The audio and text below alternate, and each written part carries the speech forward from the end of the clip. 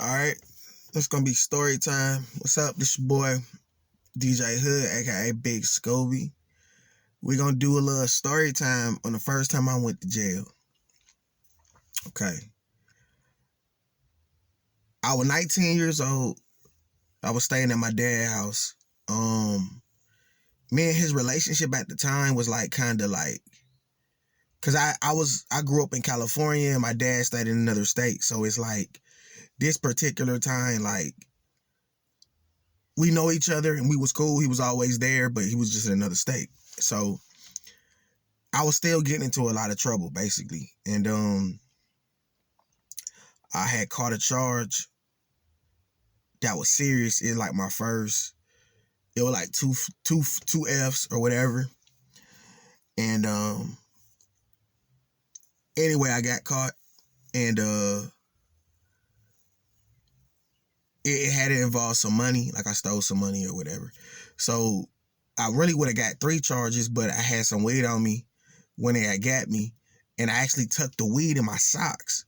So they didn't even see it. So when the detective sat me down in the station and he unhandcuffed me and I had my arm right there on the chair, I took the weed out and I threw it underneath his desk.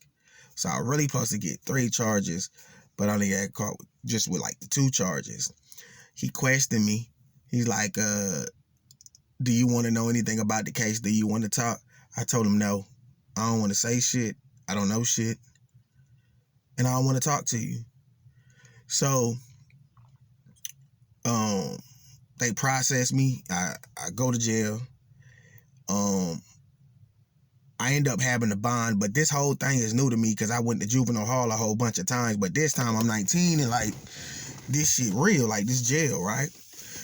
So first, before they had me in the dorm, they had me in like just like the open air, like little pod with all these dudes and shit like that.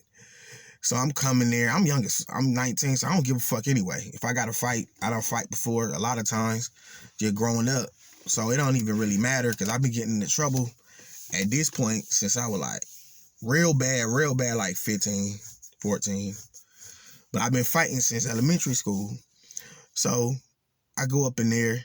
So they got one TV. It's like 30 niggas. They got their little chairs right here. And we only come out 1 hour because we on lockdown for 23 hours a day. Okay? And shit was crazy while I was there. Like, okay, so we had one TV. This one nigga that got life. See, them lifers is different. Nigga that got life don't give a fuck. This one nigga that got life, he wanted to turn to another channel, but another nigga said, nah, you gonna turn to this channel or whatever. The nigga took the TV and thrashed it on the ground. So I'm looking, I'm young, I'm small too. I'm like, nigga, I'm probably 190 or something like that. I'm kind of still small, I'm not that big. So I'm looking like, man, this shit crazy. Then they had a dude that came in there, the U.S. Marshals came and brought him in, and he was looking goddamn crazy. And you just get word about what they did. Like somehow, like your prison, like the jail stuff just, you get like word of what a person do. You see what I'm saying? What happened to him. Like word travels fast in jail. Real fast.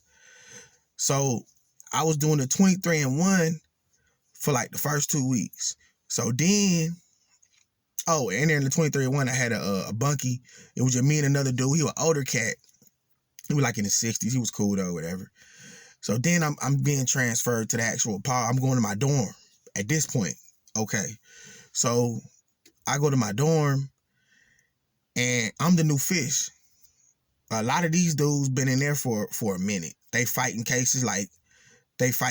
So I'm in there. I'm like the new fish or whatever.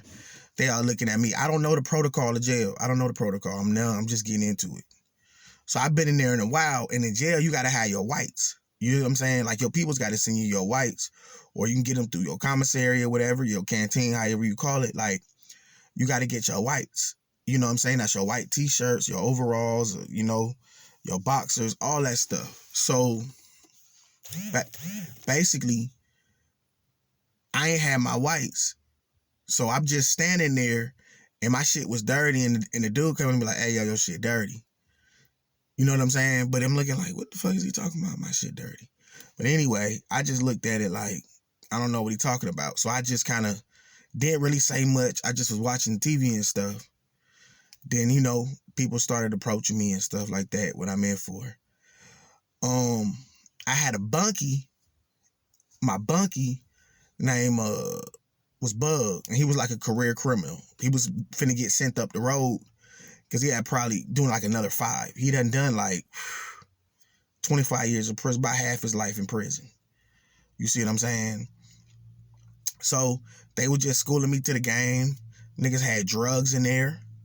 You know, it was a lot of shit going on. And then I'm like, dang, this shit crazy. But I knew I'm gonna have to get down with somebody at some given point. You feel what I'm saying? So my auntie, you know, RIP to my auntie, she'll give me some money for commissary because I had a bond really the whole time. But my peoples wouldn't get me out. My dad wouldn't get me out. He was so pissed off at the time, he wouldn't even get me out. So I'm like, fuck it. After a month, I'm like, fuck it. But there was this one nigga, he was a slim nigga. He got locked up for dog fighting. Like, that was his thing. He a gambler. He loved to gamble dog fighting. And so they used to chop up the soap to make dice, like it was dice or whatever, right? And then they'll gamble with the soups, whatever, the chips, however you get. So every day, like, the nigga he'll say little slick stuff. So I'm like, what?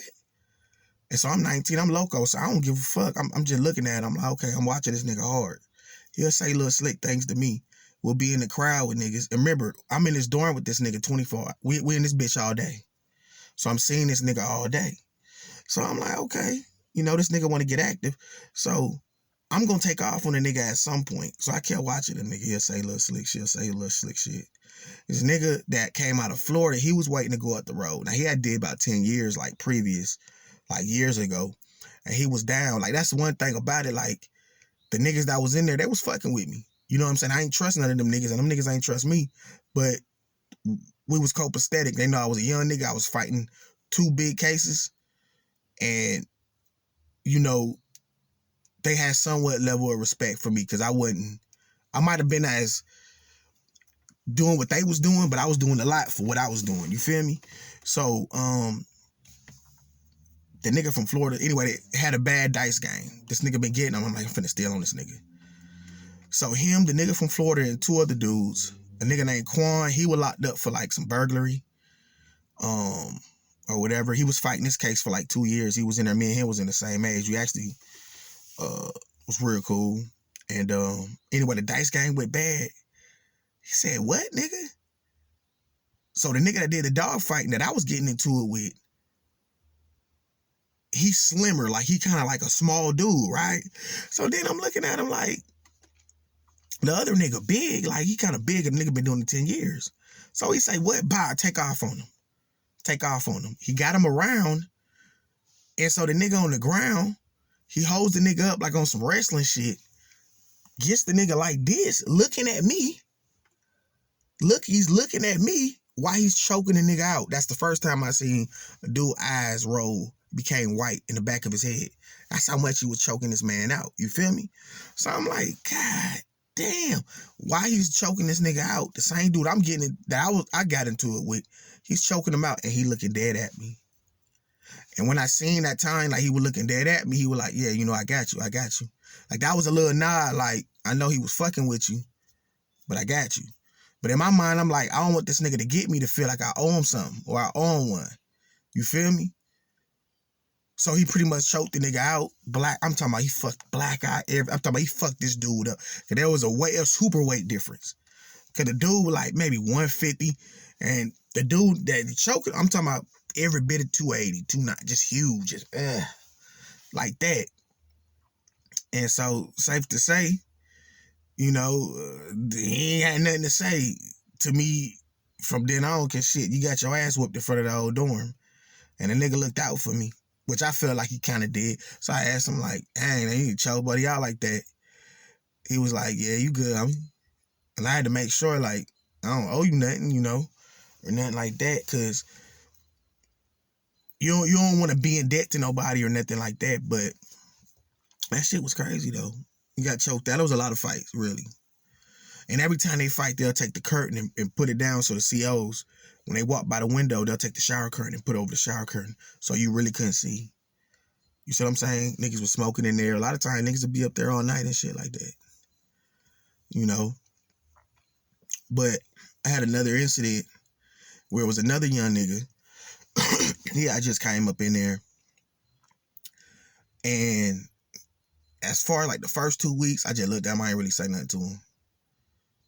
So then he got talking off the mouth. So I feel like at this point, I'm in there for some months. So at this point, I'm already pissed off because I got a bond, but my folks ain't letting me out. So I don't give a fuck no more. I'm settled. My auntie been giving me commissary money. She been sending my whites. Like, I've been straight. Got my bags and everything. So I'm straight. He say something, I take off on him. Boom, boom, boom. We in a fight, getting into it. Everybody take the curtain of the shower, pull it over so the COs can't see. I'm swinging on him.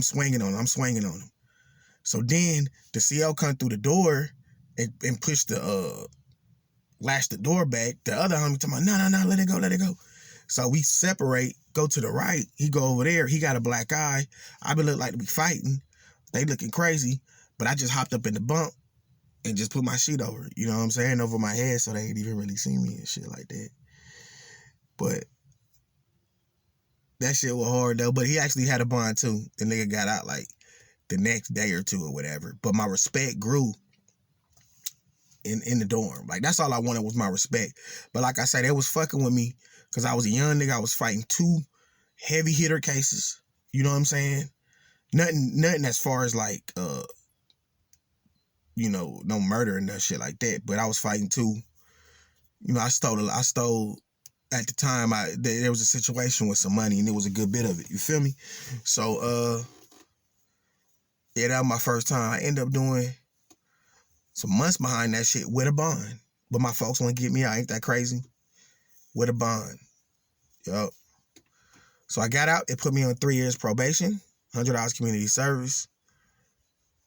I completed it. I don't know how, because I was high and just doing shit the whole time. I was fucking up the whole time. God really just supposed to go to prison, but I don't know. God just saved me on that one. So, yeah. That's the first time I went to jail, which wasn't just going and just getting out that night. Nah, I was in there for a minute. You feel me? And that's it. Hey, like, comment, subscribe. This your boy DJ Hood, aka Big Scooby. Like, comment, subscribe. I'm gone.